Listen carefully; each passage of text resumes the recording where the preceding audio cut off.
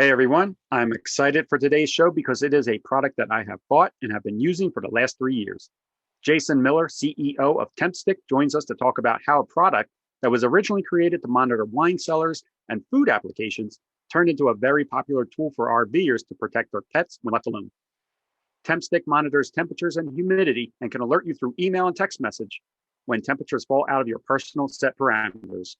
So without any further ado, let's bring Jason on and get this episode started.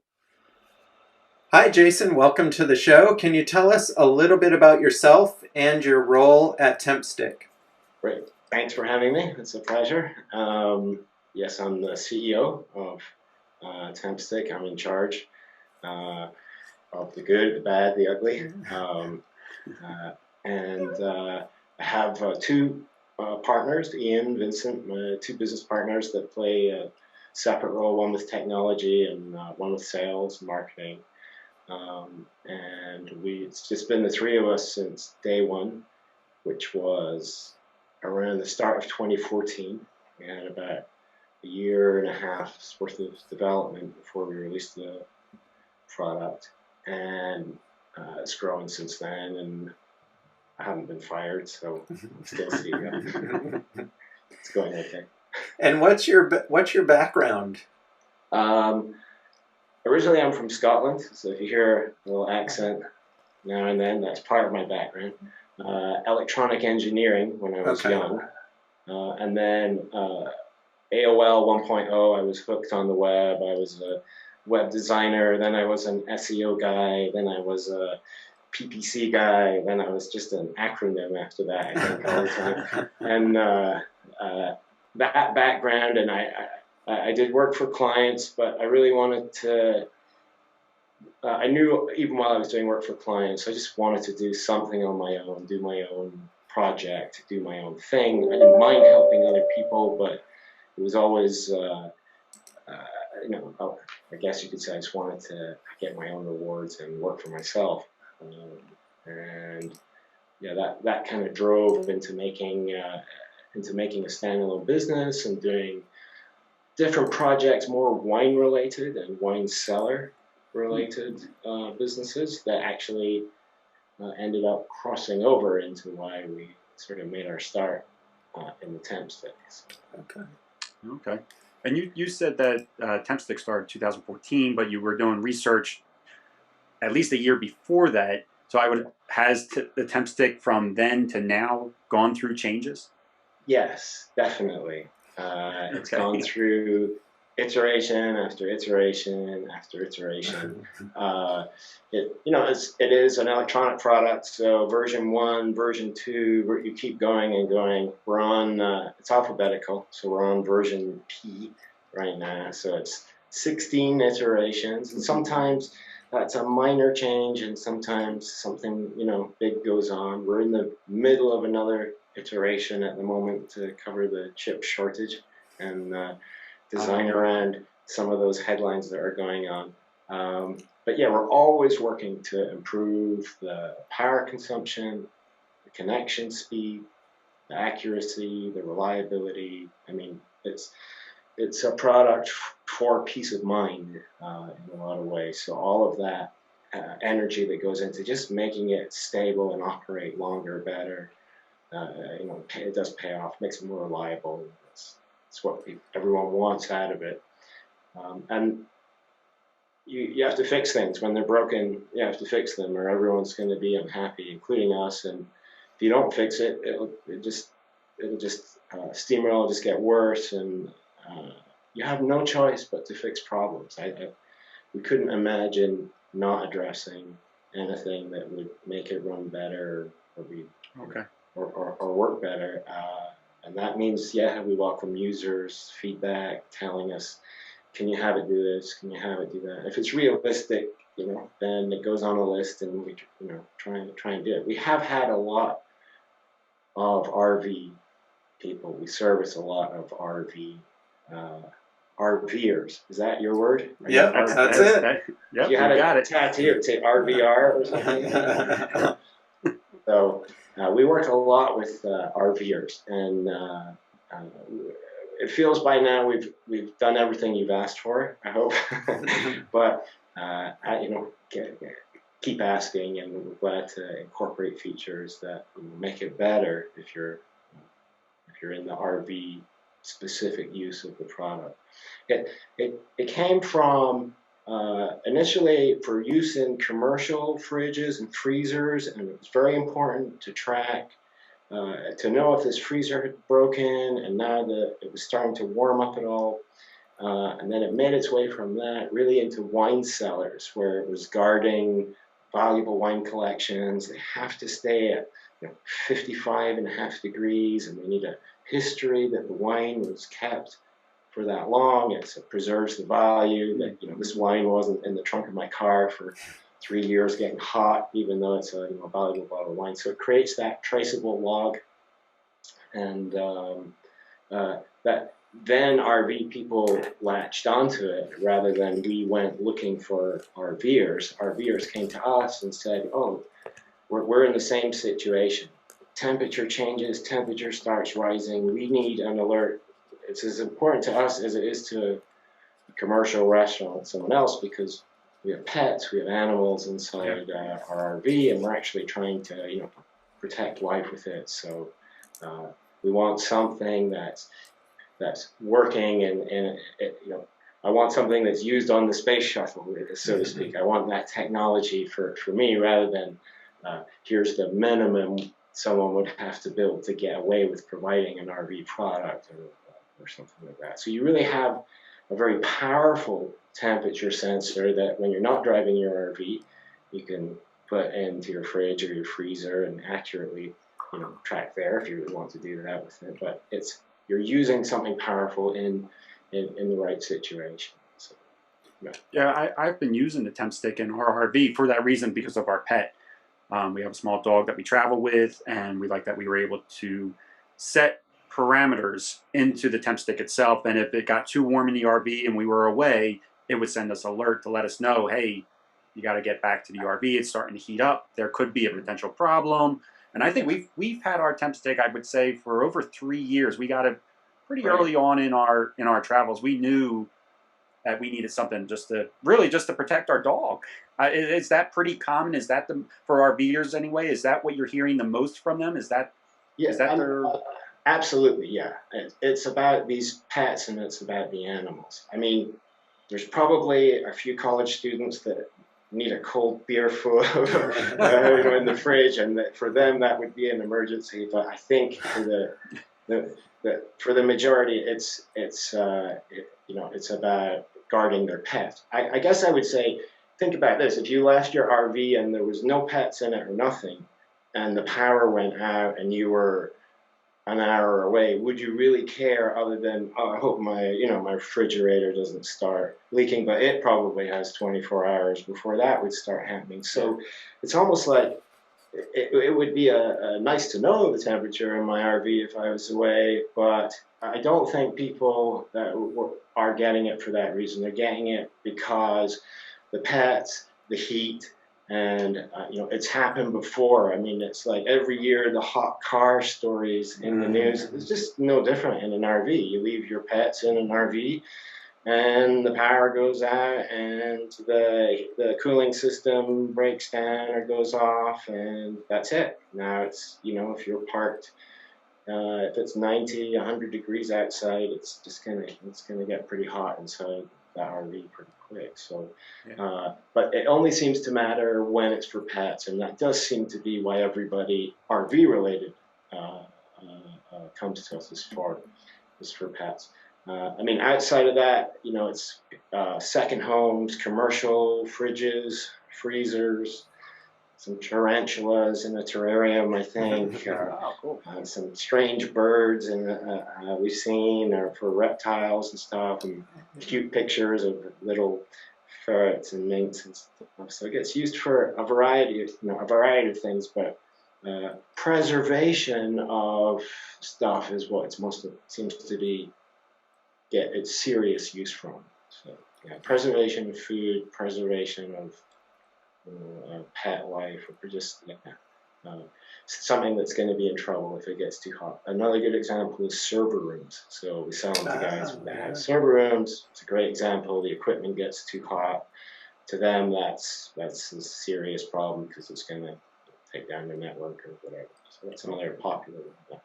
I could see that being important too, Sean. Like we have friends, Nadia, they do a whole lot of internet stuff, and I'm also thinking of the people that that do the star tracking and things like that, and his whole system that he has that would probably be very temperature sensitive as well. I would think. What are their names, Sean?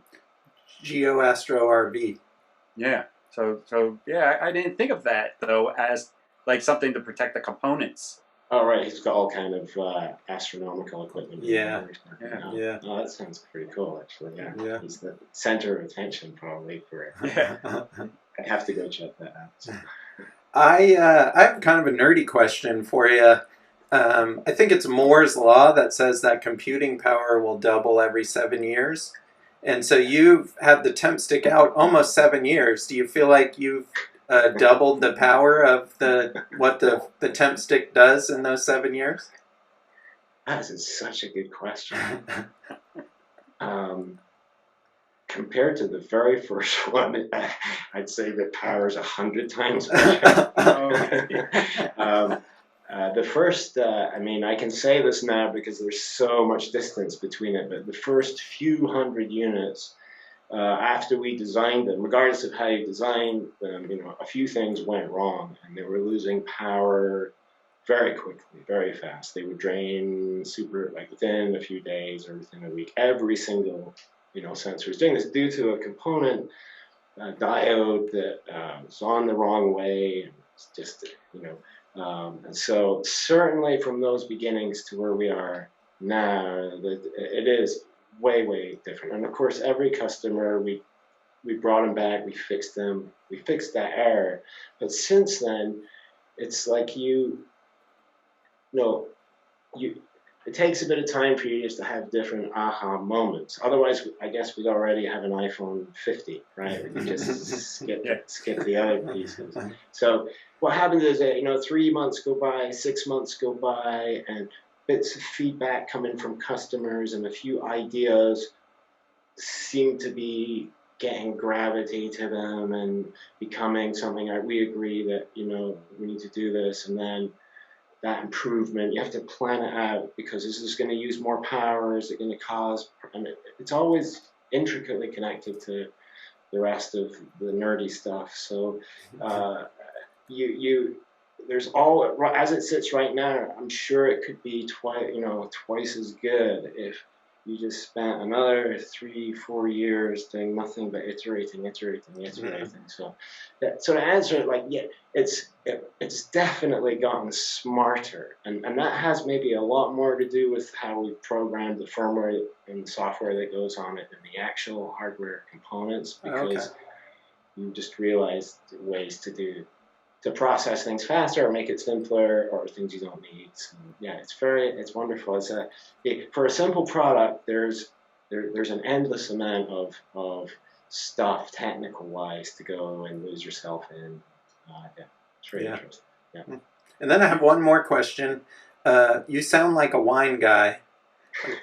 So I was just wondering, like, when people are selling off their collections and stuff, people that are buying really want to see temperature records of the storage? It depends. It depends on what you're buying. I'm sure if you're buying a $150 bottle of wine or a case of that, you just assume it's been well looked after. Some bottles of wine, though, cost $50,000. Oh, wow. Are considered not, it's not something you drink. It's something you collect. It's like a Fabergé egg, right? You don't technically crack it open and eat the egg or something. So, just depending on what it is you're trying to protect. So if you have a bottle of wine and I'm gonna sell it to you for $50,000, you're gonna ask me, has it been properly? Where has it been? Now, there's a good chance that it's been in a third-party storage company's unit that looks after these kind of things. But, Oh, wow. yeah, but if not, if it's just been in my own, private collection, etc., then yeah, it provides that traceability. Where you find it more commonly used, and where this comes up, is people using Temp Stick in medical fridges. So that is where they need the historical log, and they often need to go back 6 months to verify it was stored at that temperature. So the wine one I'm giving you is a little bit obscure, but certainly the medical fridge is a good example of why you need that, why you would want that log to show the product's still good. Of course, you're thinking in your head vaccines or something that get to a certain temperature and they're no good anymore. So, yeah. I don't know about you, Kenny, but if I buy a $50,000 bottle of wine, $50,000 bottle of wine, I'm drinking it, and it better be good. Yeah, it better be good. Yeah, I'm cheap. I'm thinking the other way, Sean. I'm thinking $50,000. I'd rather have 50,000 bottles of wine for a buck a pop. That's a better idea. Yeah, that's me. I don't know. So you said that you could, like, when you're talking about medical, they can go back 6 months and see that record. How far back could they? Is 6 months the limit? We've been keeping the logs of our Temp Sticks since we started. So, like I was saying, in late 2015, I haven't ever had a request to go back from anyone more than a couple years.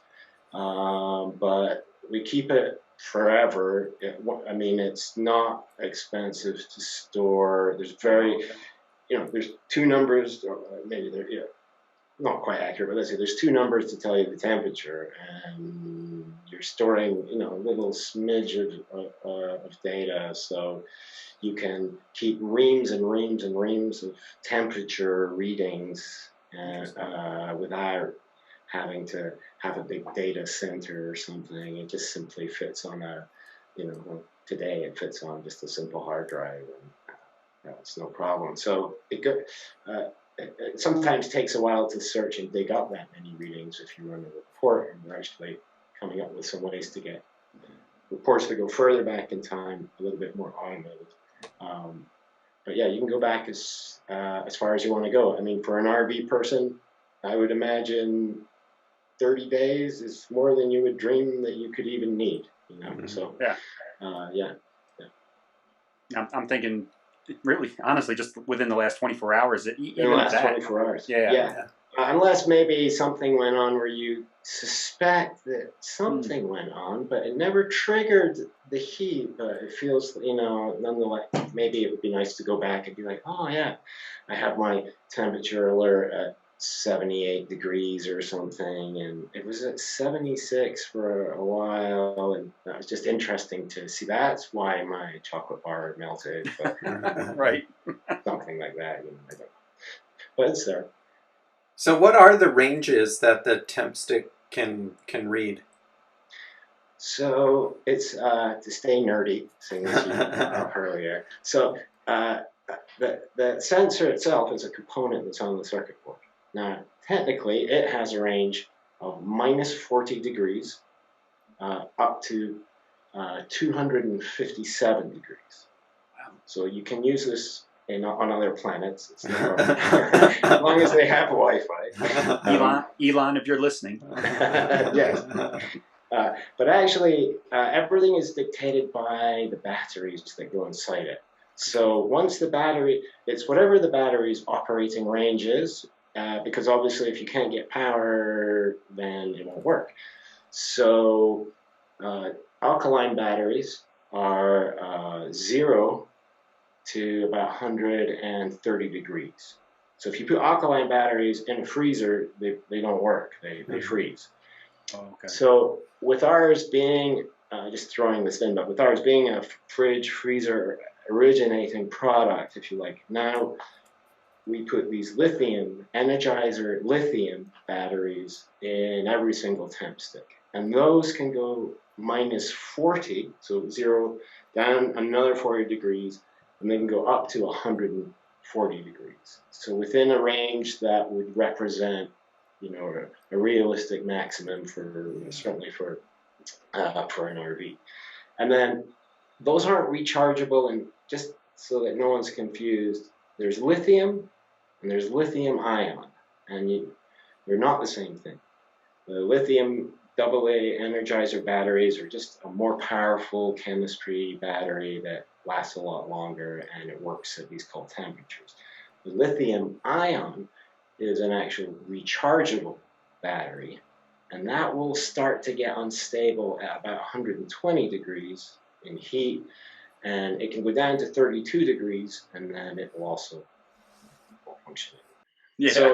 So yeah, that the range really is as much as you'll need, and it's limited by the sensor component inside. But the battery choice is important, and those lithiums, that has the best range. It's better than alkaline. It's better than the lithium ion. So yeah. Is that the same as far as? Oh, sorry, Kenny. No, you're good. Is that the same as far as life expectancy of the battery as well? Are the lithiums a little longer life? For the application in the Temp Stick, yes, and yes, they outlast the alkaline, and it just depends, because a lithium-ion rechargeable battery, of course, could be big or it could be small, so that might depend how long it lasts. But if you equivocate and said the same size lithium-ion plus a pair of alkalines, and then had just these lithium energizer, then the lithium energizer batteries would last the longest. And I'm not a spokesman for for Energizer, but it's a legitimate claim. They last way longer.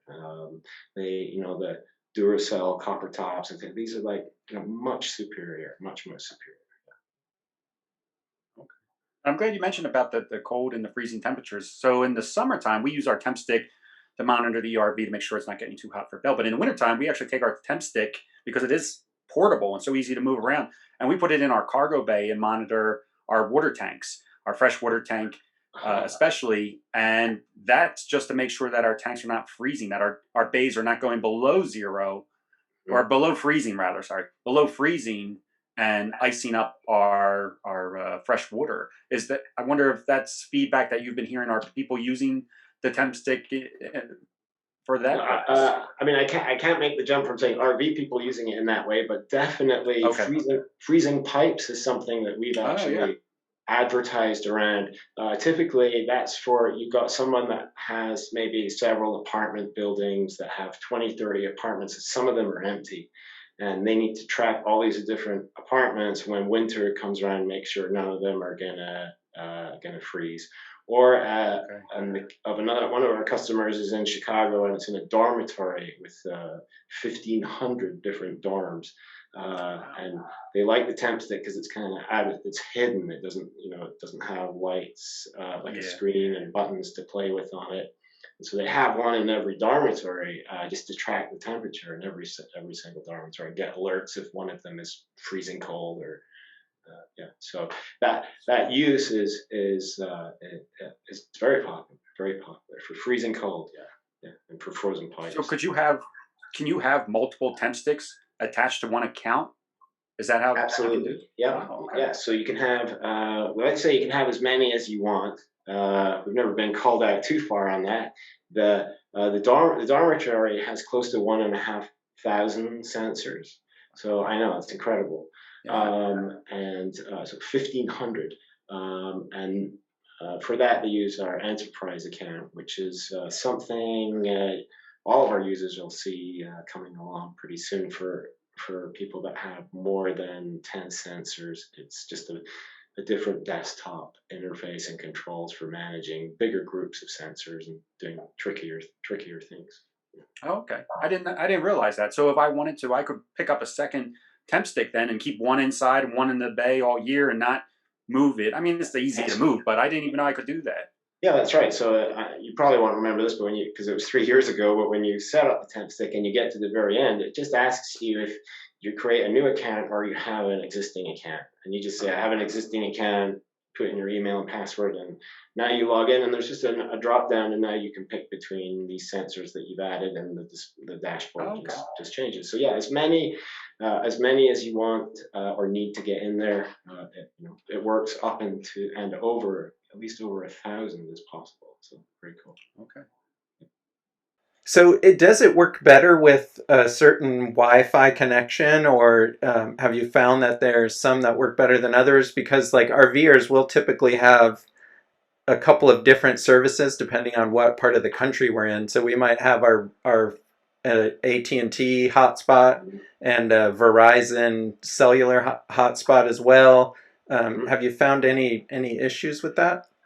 Not with those major brands, and there's a lot of different types of hotspots just that you can buy. It's kind of like computer monitors. There's no particular front runner in them, but if you go to Verizon, you'll probably buy a Verizon hotspot from the store. Um, we might get a call to customer service, and someone will say, "I'm using an Arius 510B hotspot, something we haven't dealt with before, and I can't connect no matter what I do, or this." So we'll troubleshoot it, and then if we still can't do it, we'll actually just run out and buy that hotspot, bring it back, and just figure out what the problem is, and it's problem solved.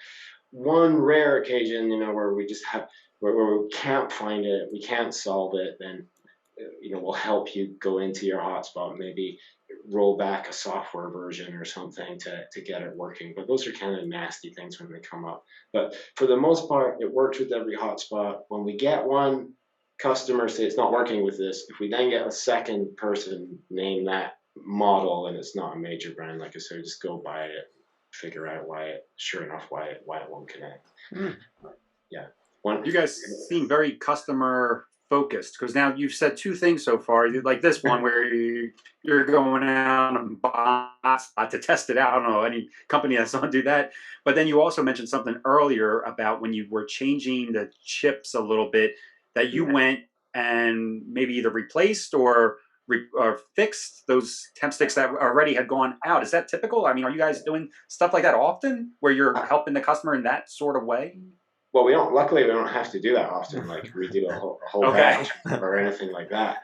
I would definitely say, from my experience as a consumer, just like you are, just a guy that goes out and buys stuff, that we're not the norm, and we're sort of, we have this gentle, loving warranty approach to everything, and we sort of just we want to fix it, and want it to be great, and it breaks our heart when someone leaves a it doesn't bother me when someone leaves a bad review and they just kind of didn't understand that something, like how to install it, so they just say, this doesn't work or something. But when someone mentions a particular thing and they're right and it could be improved a little, and you get this feeling like, oh, I've been called out, I gotta run and I didn't know that was there, I gotta run and fix this, because maybe it's just in the DNA or something that we have. But we know that if it's the best product, the rest will take care of itself.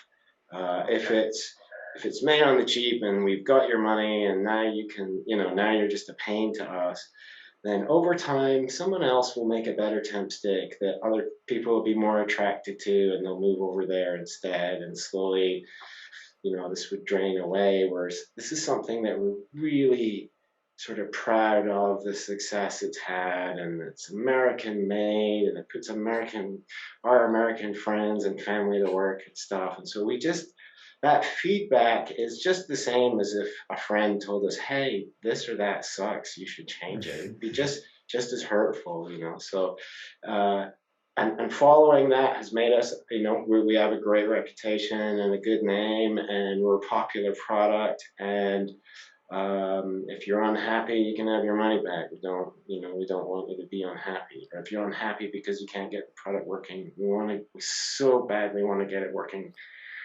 for you. So it's just ingrained, and it's the easiest way to do business, and it maybe costs a fraction more because you're going to get taken advantage of a little bit, but 99% of everybody's really just people aren't like that. It's a safe bet just to give them what they're asking for, and keep listening.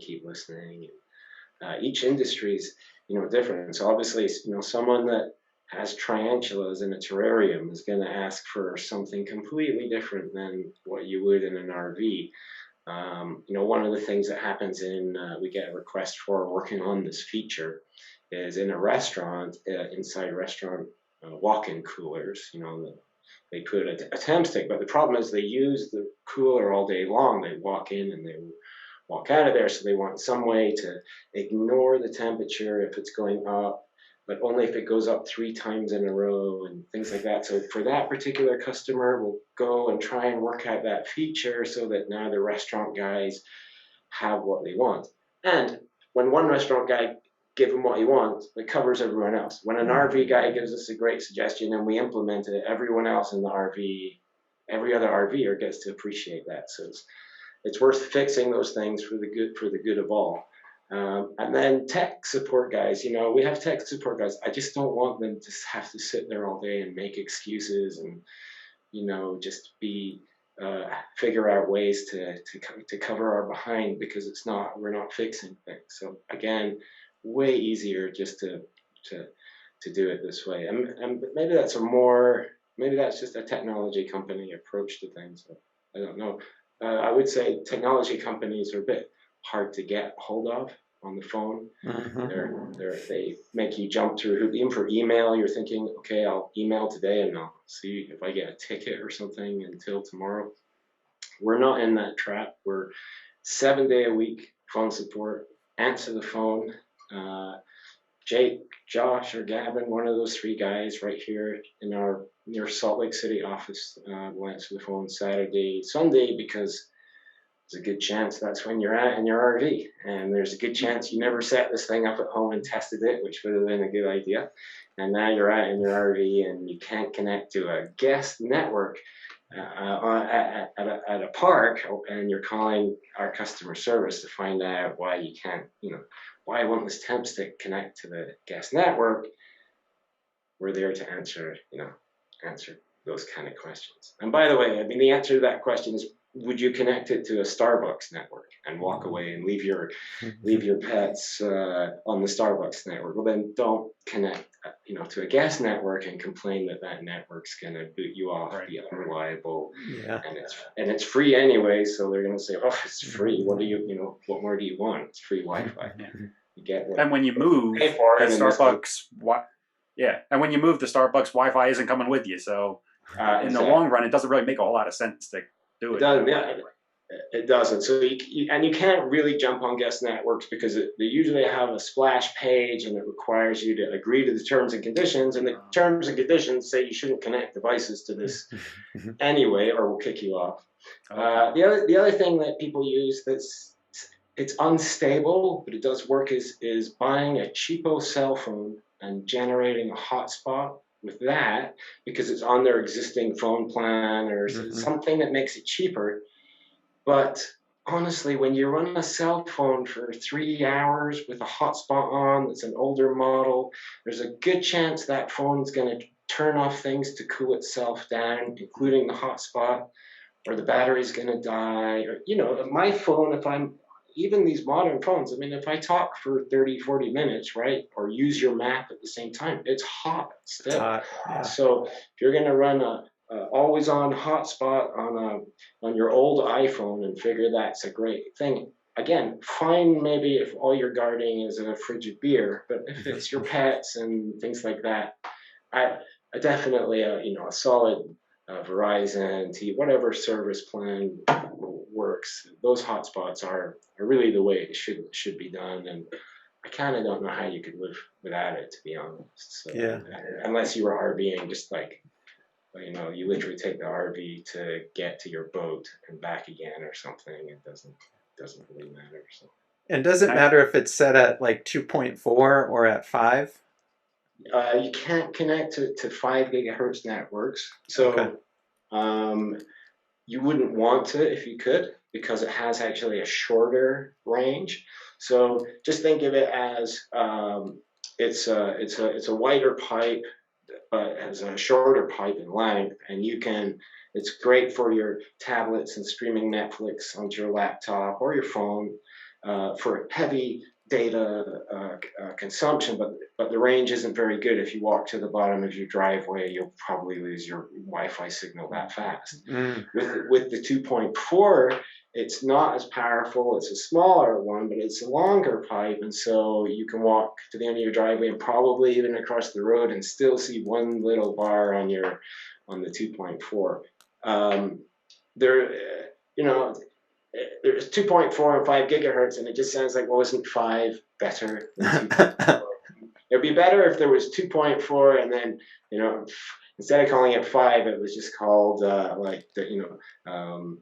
tablets and phone channels, so people could understand that. So the answer is, and this is the same for Amazon Fire Sticks and Google devices, practically everything, your Nest thermostat, everything's just connecting to a 2.4 gig network. So that's why when you go to set up a Temp Stick, it'll filter those out, those 5 gigahertz, and it won't even show them to you, so you don't have to waste your time trying to. Yeah, that's why I was asking, because all my Nest stuff, it says, can only connect to 2.4. Yeah, we're the same. Just I think any IoT Internet of Things device is 2.4. There's supposedly a magical 6 something coming. It's just for devices. So maybe we'll know what that means in a year or two. But right now, it's just kind of a bit of a buzzword that 6 gigahertz is next. I mean, I suppose it's logical, right? And it probably gets a little confusing too with the cell services, because you hear the commercials, oh, we're on 5G, we're on 5G, but it's different. It's not even the same thing at all. Right. How confusing is that? Right. 5G on a phone has nothing to do with 5GHZ on a Wi-Fi router. But 5G on the phone is a better, stronger, better service. So isn't 5G on my Wi-Fi router better? I can totally see that confusion. Yeah. Yes. Does the Temp Stick send an alert or give any sort of notification when the batteries are getting low? The answer is yes. And in a few weeks, you'll be able to get just specifically a battery alert when your batteries are low. As it is right now, when you receive a connection loss alert, we also send you the battery level with that. So I've lost connection. Is my battery low? Would be the obvious question. And obviously, every time you check in your account, you'll see the battery level. There is an indicator. It will turn red, which you're supposed to notice once your level is down.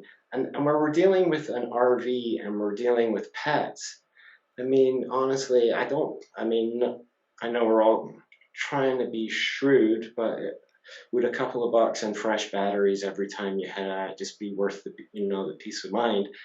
Go on Amazon and buy a dozen Energizer lithiums, and if it drops below 80%, I would put new batteries in, just because it's my animals, and each time as you use it, you'll find that it gets great life, great.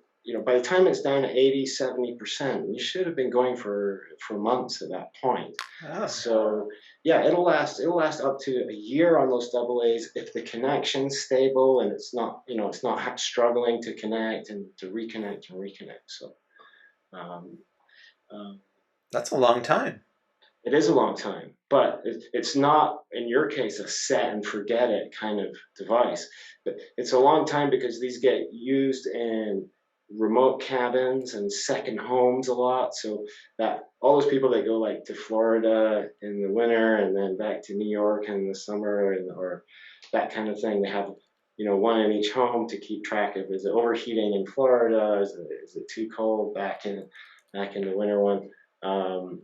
So they need those batteries to go in, and then they can't go back down to Florida now for another 6 months. So they need it to last that long time on just that one set of batteries. So you do see devices for tracking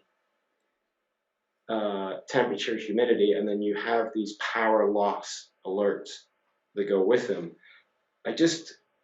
We're a battery operated device, battery only. So if the power goes out in your RV, our device keeps sending you the temperature readings. It keeps taking those samples now, and then it waits 5 minutes, it takes another sample, takes another sample, takes another sample, and if it crosses your levels, it's sending you an alert. It's taking those readings, and as soon as the power goes out, you would assume now the temperature would start to rise.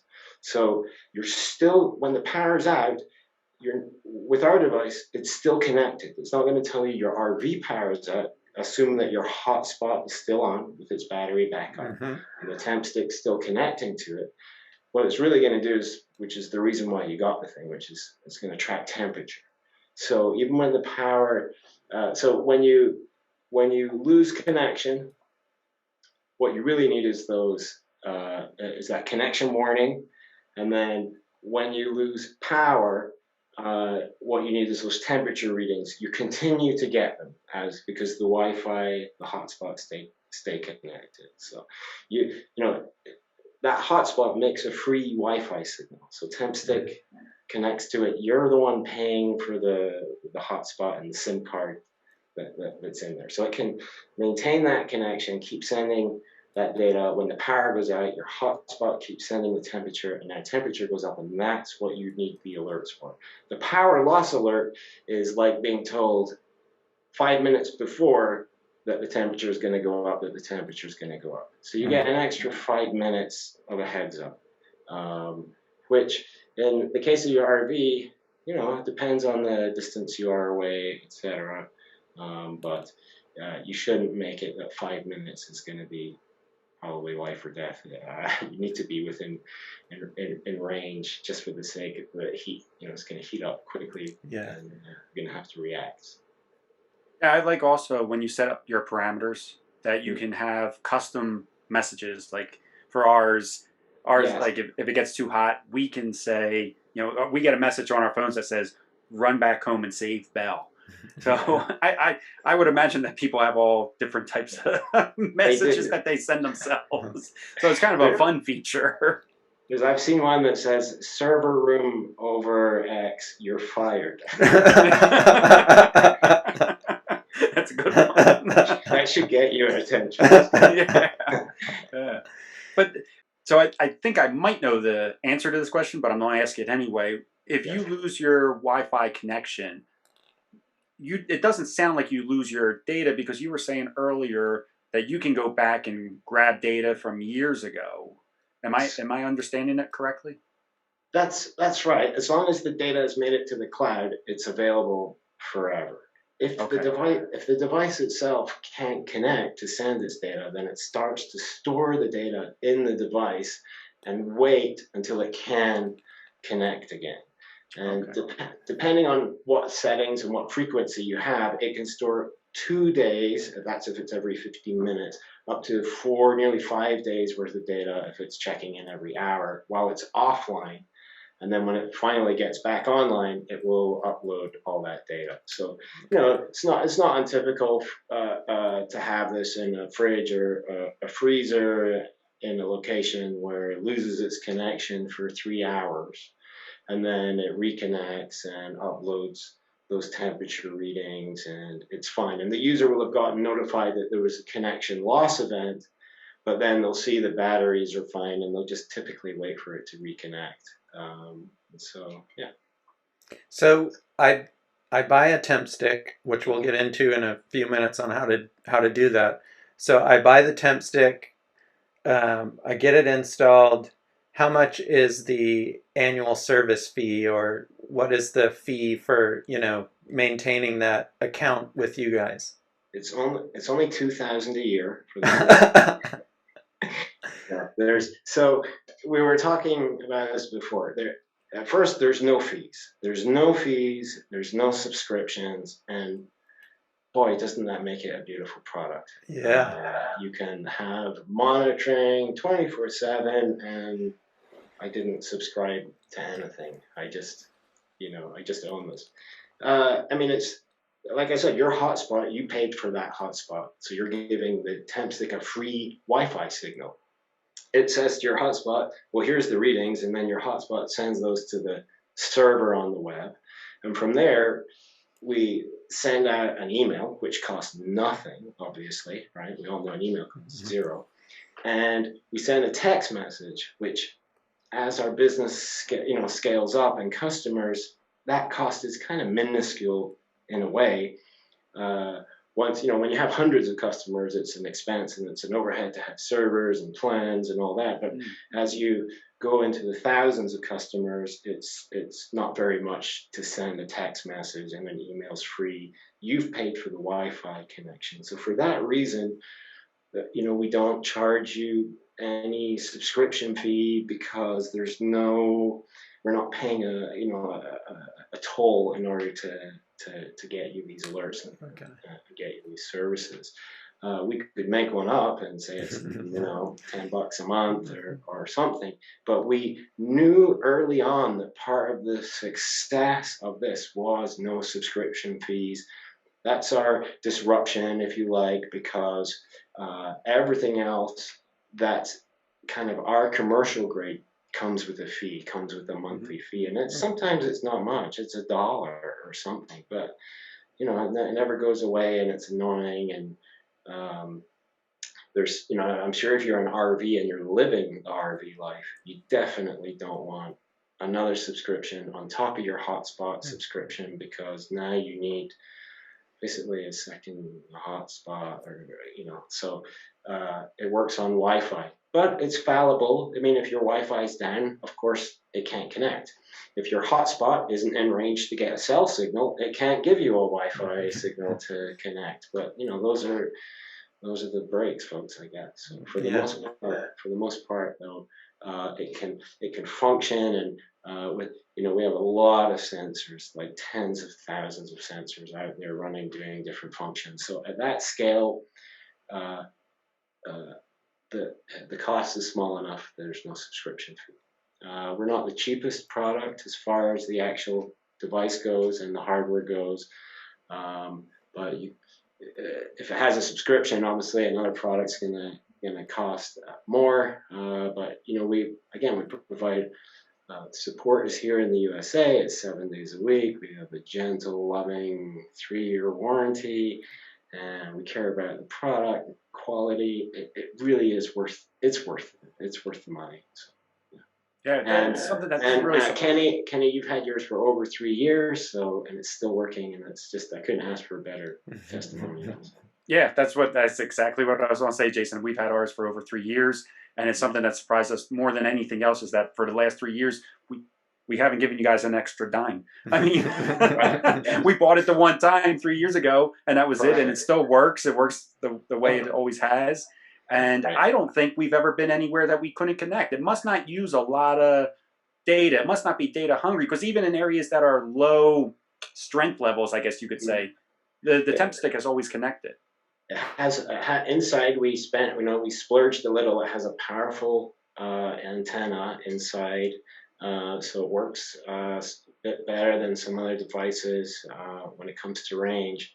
And then you really shouldn't have any problem connecting it ever, provided there's a decent Wi-Fi, decent Wi-Fi signal. So yeah, and I always tell people, if you're not sure if it's going to be strong enough, try and just connect to that same Wi-Fi on your cell phone. And if your cell phone can do it, Temp Stick can do it. So someone might call and say, hey, we have a restaurant. Is this going to work inside our walk-in cooler? We'll say, well, go inside and see if you can connect to your own Wi-Fi network. And if your cell can, then the Temp Stick has that kind of power, and it will as well. Okay. Yeah. And what kind of warranty does the Temp Stick have? I know you mentioned it a little bit earlier. So gentle, loving, 3-year. So it's covered from bumper to bumper, I guess is the right phrase, for 3 years. So anything goes wrong, it's not working, it's acting weird, it won't connect, so anything at all, we will replace it. We'd like to know what the problem is, but only because it'd be useful to know. We won't hassle you one iota. If you just want to send it back because you don't like it anymore, you found something else and you don't want this product, just send it back to us.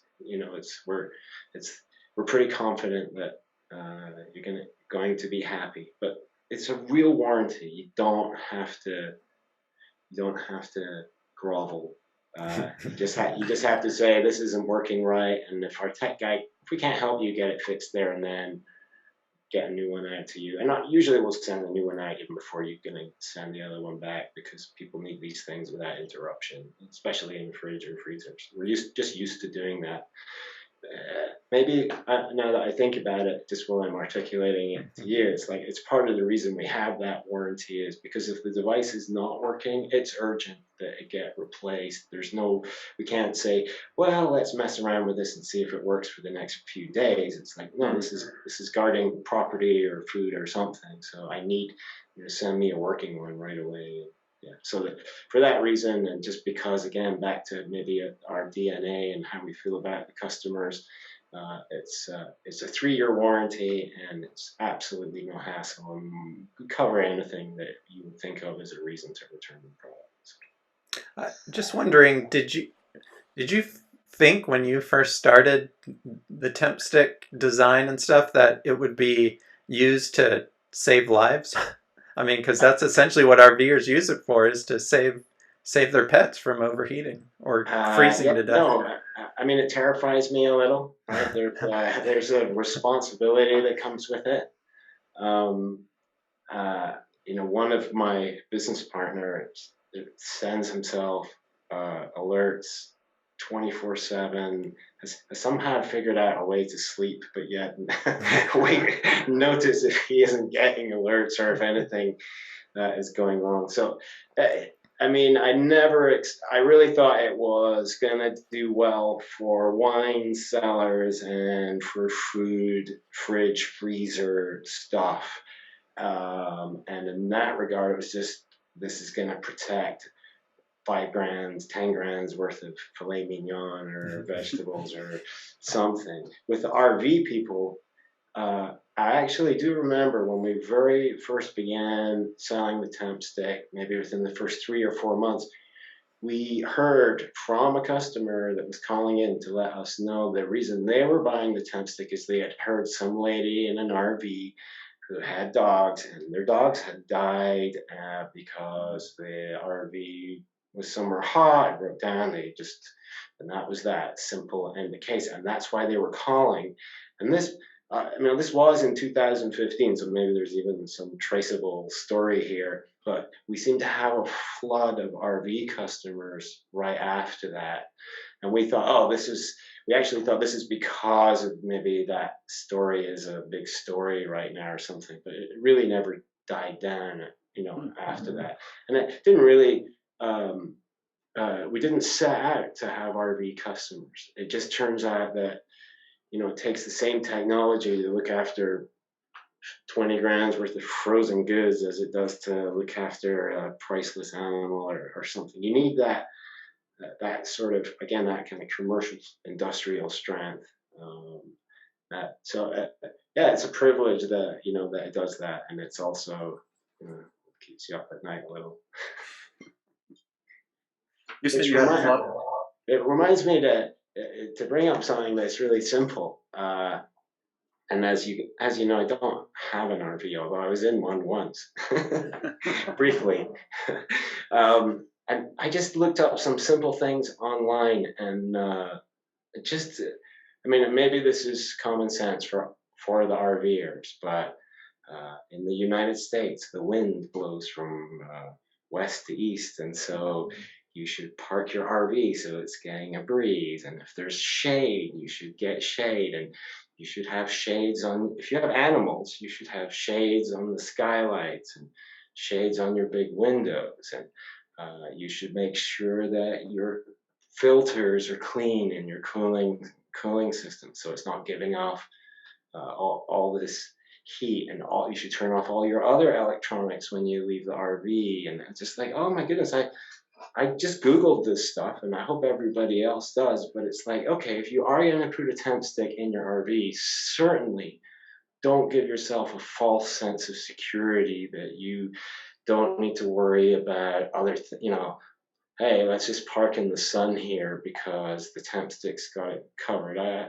mean, I'm sure common sense that's not going to happen, but it's worth mentioning that there's a ton of things you can do that your pets shouldn't get too hot, even if things go, go terribly wrong. If you take advantage of them, I realize that's, out there in the real world, it's maybe not possible to do some of these things, but certainly having decent shade and making sure your gear is in good shape should just be on everyone's list. And then buying a Temp Stick to make sure that your pets are covered makes sense, as opposed to, well, this is a gamble, and hopefully the Temp Stick is, that's all I'm going to do here to look out for them. So just good old common sense. I mean, you can use a Temp Stick in a car, right, and then put a dog in there and close the door. I mean, it doesn't make sense. So yeah, it's Yeah, I do all those things that you just said. I check a box on everything except for the breeze. I'm actually I'm paying more attention to the sunrise, sunset, and which way the RV is facing,